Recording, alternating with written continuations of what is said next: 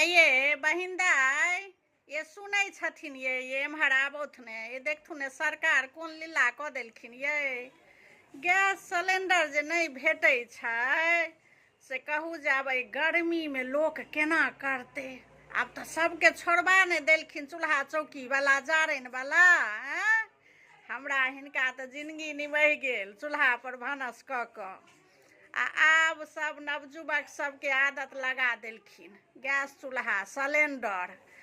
आब कहै छथिन जे भेटबे नहि हुए करै छै। हमर पुतोहु नंग चंग भेल छै बुझलखिन।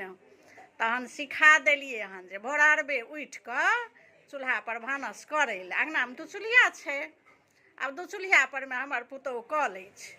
गाँवमे तऽ कहलियनि बहिन दाइ गाँवमे इएह सुविधा छै जे केओ भूखल नहीं रहथिन बुझलहुँ। खेतमे अनाज उपजैया, दुनियामे कतबो महग भऽ जाउ खेतमे अनाज उपजैया अपन पकाउ खाउ। चूल्हामे गैस खत्म यऽ तऽ जारनि काठी झाँखी एतेक बूढ़ा लगेने छथिन गाछी बिरछी सबटा।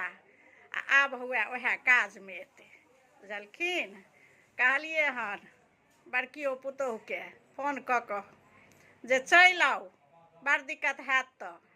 एते बाप दादा अरैज कऽ गेल छथि जे भूखल नहीं रहब बुझलखिन। तऽ सएह कहलियनि जे कोन लीला सरकार कऽ देलखिन बहिन दाइ। आब सिलेंडर भेटते नहि छै बुझलहुँ।